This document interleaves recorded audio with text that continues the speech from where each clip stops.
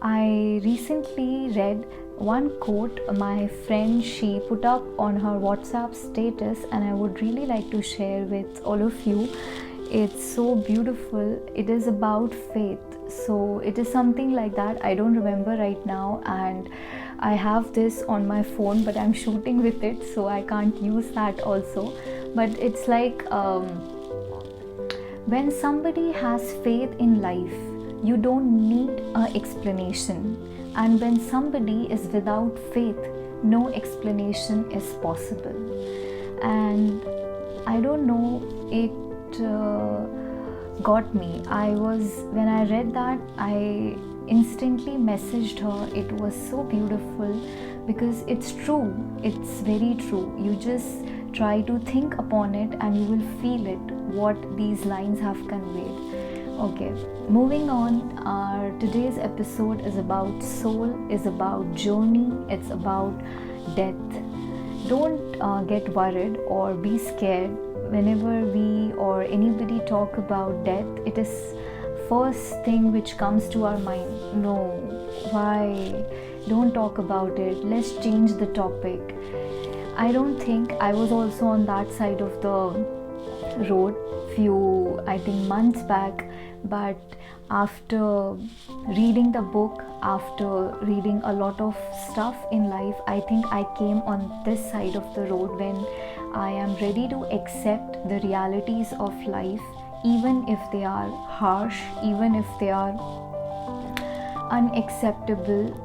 Because it is very easy to say, oh, you don't know right now because you cannot experience, or you cannot be in my shoe. When you will be in my shoe, then please talk about it. So I think most of us these days, post-pandemic people, can understand that death is something which cannot be escaped, which is something very certain. It's there, and we don't know when it is there for us or for someone else.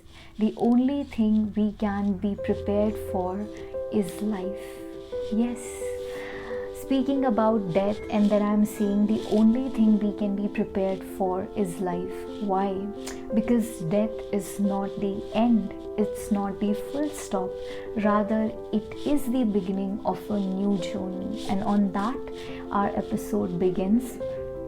Death is the starting point for the life in a journey which is called our eternal journey of life, and eternity to begin with. See, death only takes place of this earthly body we have on this planet Earth, but our soul will never end. It will go on till the time, and time will never stop. Okay, so death takes place only of this material body which we see, which we touch, but death does not take place of our soul. This chapter 4th of the book, it starts with very wonderful two examples which I would like to share. This is a dress rehearsal. It means the journey of our life or this body on this planet Earth. It's just a dress rehearsal. When we were small, before the day of the annual function, there was always a dress rehearsal to it, and it was just to make sure everything goes okay. So that dress rehearsal is actually the preparation for the D-Day.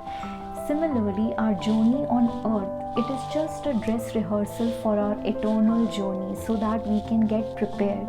Or I can put it like this: have you seen an iceberg in your life?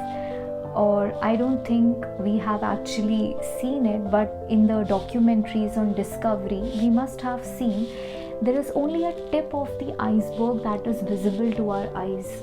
But is that the reality? No, there is a whole mountain underneath.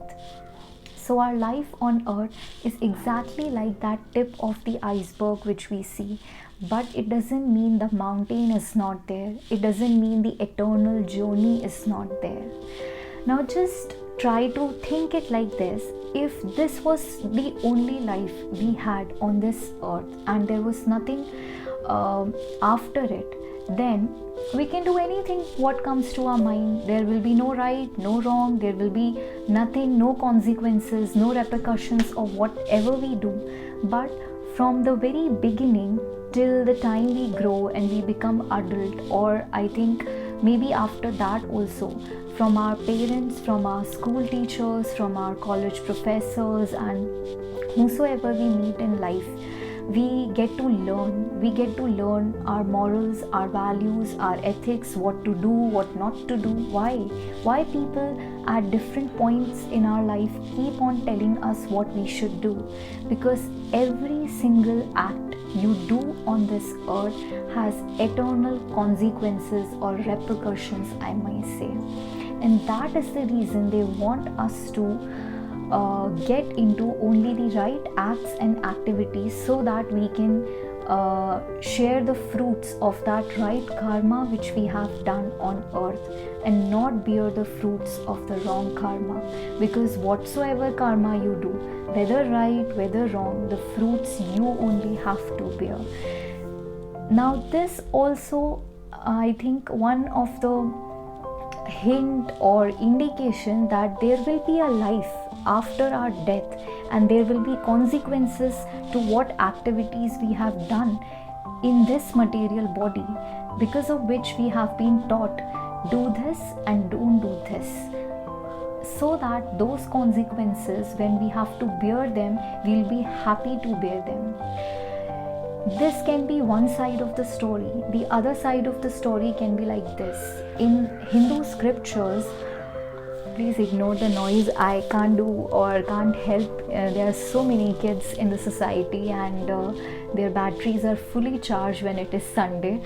So anyways, so in the Hindu scriptures, 8.4 million, yes, 84 lakh species have been listed to which we are born, depending upon our last karma or previous birth's karma. Suppose in this birth I got the body of a human, then it is 100% fact that in my previous karma I must have done great deeds, I must have helped people, I was a very noble person, I must have done all sorts of right acts in my life, because of which I got human body. Because there were 8.4 million species to which I could have been born, and then I could be a dog, I could be a cat, a fish, a sheep, whatnot. I could be a tree, I could be anything.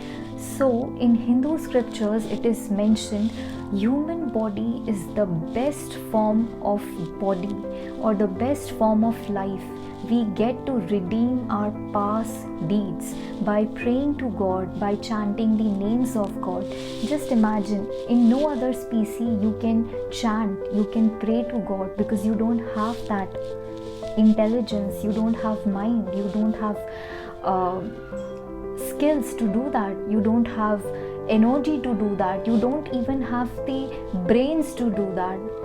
But when we take human form, our parents, our teachers, they constantly keep us reminding, do the right thing in life. And right thing, when we become mature, we get to know it is to pray to God, so that this human body do not get wasted into doing trivial and nonsensical, petty things in life, which may be material or may be significant at one point in our life, but when we'll reach the age, we'll regret doing those activities and not chanting the name of God or praying to Him when we got this chance of redemption. So I'm not scaring, by the way, it's not a scary video, not at all. It's just a small effort from my side of putting this out there. It is a soul, not a body, on a very long journey. Every form of this soul in every birth is decided upon the previous birth's karma, because we may born next time into some other body, and we may not get a chance to pray to God or to chant the names of the God. So it is right time to start doing that and free yourself from the cycle of birth and death, because that is the vicious, that is, I think, the only vicious cycle on earth. Taking birth, dying, taking birth, dying, and what not forms are there in which we can get our next birth too. I recently visited Asia's largest zoo, and can't tell you what all animals I got to see there, and I was so damn scared that these are the kind of animals even present on our planet. And I was asking my mother, how come I am a human being and they are like this? And then she replied, depending upon your karma, you must have done something extremely good that you got this body and they are suffering like this. So just try to remember this.